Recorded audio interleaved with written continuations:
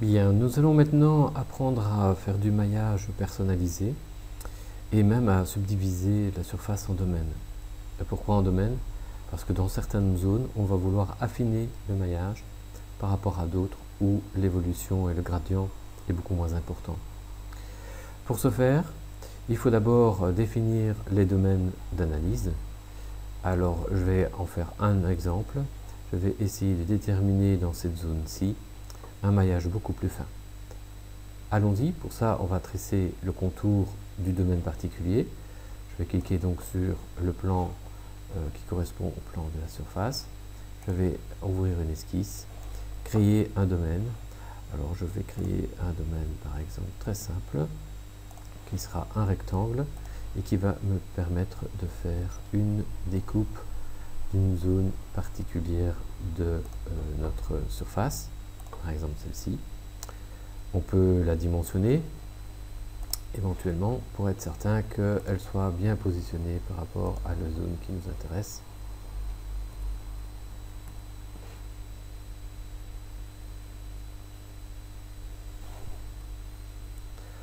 Ensuite, nous sortons de là et nous allons appliquer la même technique de découpe.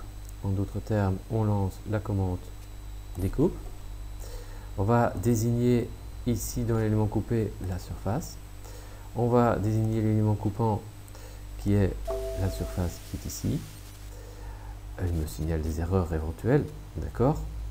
Je vais signaler que je veux en fait tenir compte de l'intersection entre ces éléments, puisqu'il y a des éléments qui ne coupent pas la surface. Ainsi, il en tient compte.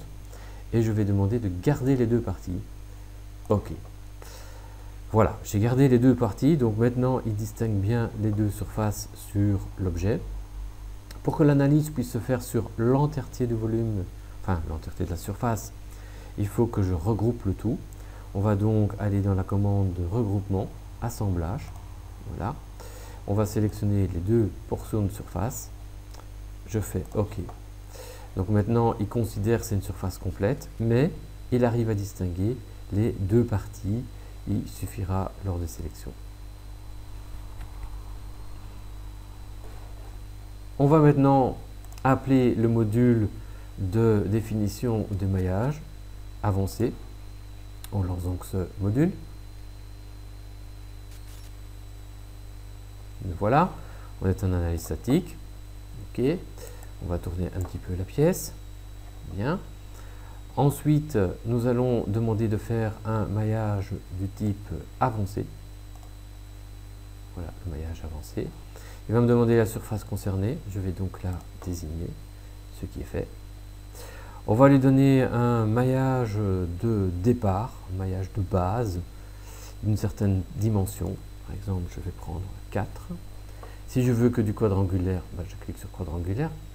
Si je veux une autre méthode, genre triangle, je peux choisir triangle. N'oublions pas aussi de choisir le type d'élément, s'il est linéaire ou parabolique. Quand c'est fait, je fais un OK et je rentre dans les sous-commandes qui vont me permettre d'accéder et de définir plus de détails pour chacune des zones. Alors, juste un petit problème, je vois que j'ai oublié de camoufler les esquisses qui ont permis de faire la construction. On va donc effacer ces esquisses, les cacher. Je cache, de manière à ce qu'elles ne brouillent pas dans la sélection. Je spécifie maintenant que je vais imposer des contraintes supplémentaires sur toute cette surface. Je fais OK. Je demande maintenant de me proposer le maillage actuel. Je fais OK. À ce moment-là, je vais voir qu'un panneau de boutons s'allume. Voici le panneau de boutons qui va me permettre de travailler correctement le maillage localement. Je vais demander d'affiner le maillage autour de certaines arêtes. Je vais prendre donc ce bouton ici où je vais imposer le nombre d'éléments. Mettez en remaillage automatique pour être certain. On va désigner un premier élément, cette arête-ci. Pour cette arête-là, je vais demander d'avoir des mailles de 2 mm pour commencer. Et comme ça, je vais le faire pour une série d'arêtes. Cela. Et au fur et à mesure, on constate que notre maillage s'adapte. Voyons là. On va continuer donc la désignation et on voit le nombre d'éléments qui a été modifié. Tous les petits points verts, c'est le nombre d'éléments qui sont rajoutés. Donc je vais rajouter par exemple celle-ci. Il corrige l'affinement. Celle-ci. Celle-là. Voilà. Je sélectionne une des arêtes, n'importe laquelle, il me la signale pour savoir laquelle j'ai à faire et je peux la modifier, la supprimer, tout comme je peux tout supprimer. Donc si je veux modifier par exemple celle-là et que j'estime qu'il faut serrer un petit peu plus à cet endroit-là, je fais un OK et voilà le maillage qui se corrige. Les maillages sont assez irréguliers à certains endroits, on peut lui demander de remailler certaines zones. On va rester en frontal quad ici parce qu'on a de l'arrondi. N'oublions pas de, par exemple, remettre à 2 mm si c'est un affinement 2 mm qu'on veut un peu partout. On désigne le domaine et on va faire un appliquer. Immédiatement, vous voyez qu'il retravaille et il affine. Et puis, on fait un OK. On constate que dans certaines zones, il colorie vos maillages. C'est en fonction du niveau d'erreur que vous risquez d'avoir. Si c'est rouge, il faut absolument le corriger. Si par contre c'est jaune, c'est plus ou moins acceptable. Bon, dans notre cas, on veut quand même avoir un bon calcul, même localement. On va donc aller corriger un petit peu ce maillage.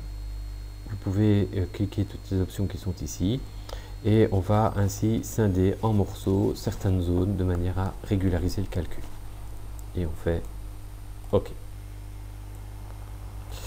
Alors, on peut évidemment restructurer aussi le domaine principal, hein, puisqu'on voit aussi des irrégularités. Donc on peut relancer la commande de correction de domaine, par exemple pour ce domaine extérieur. Le maintenir, lui, à 4 mm et faire appliquer. Voilà. C'est là que ça permet de se rendre compte que parfois, effectivement, des zones sont un peu délicates. Exemple ici, vous avez des petites mailles qui passent sur une grande maille. On va donc affiner celle-là. Voilà, par exemple celle-ci. On pourrait éventuellement faire la même chose de ce côté-là pour être logique. Et on fait OK. On va encore corriger un petit peu l'extrémité du maillage de ce côté-ci, de manière à s'assurer à ce qu'il y ait au moins 2 mailles bien distribuées sur le petit segment qui se trouve ici. On va donc relancer la commande et désigner une nouvelle arête. Alors, il repère l'arête. Il repère entière. Pourquoi? Parce que l'inclinaison est tellement faible que pour lui, ce n'en est qu'une seule. On va donc affiner un petit peu le maillage. OK. Ce qui va corriger un petit peu notre maillage de ce côté-là. Éviter de trop mailler aussi. Donc, cette arête-là, je vais peut-être la modifier et mettre que 2. OK. Voilà. Principe, je devrais comme ça au moins avoir 2 mailles pour pouvoir faire le calcul et voir apparaître maintenant notre maillage prêt à réaliser le calcul de simulation. Alors, nous allons maintenant mettre les conditions limites. Un encastrement sur l'arête latérale. OK. Nous allons mettre une force distribuée bien localisée sur l'extrémité de notre modèle. Il faut repérer donc la petite arête qui est là. Bien prendre l'arête. J'ai pris l'arête. Orienter l'effort et le dimensionner. Ici, par exemple, j'ai mis 1000 newtons. Positif. Je fais OK. On revient en arrière. Voilà. On a oublié de définir la coque. Avec une épaisseur. OK. De manière à ce que ça puisse s'appliquer. Et maintenant, le calcul peut se faire. Presque une seconde. Allons voir par exemple les contraintes. On voit que les contraintes, évidemment, elles sont concentrées très fort dans cette zone-là. Bon, si on veut un affichage beaucoup plus localisé, il faudra essayer de viser avec les échelles les contraintes qui apparaissent à ce niveau-ci, qui est aussi entre 5 et 2. Double-clic,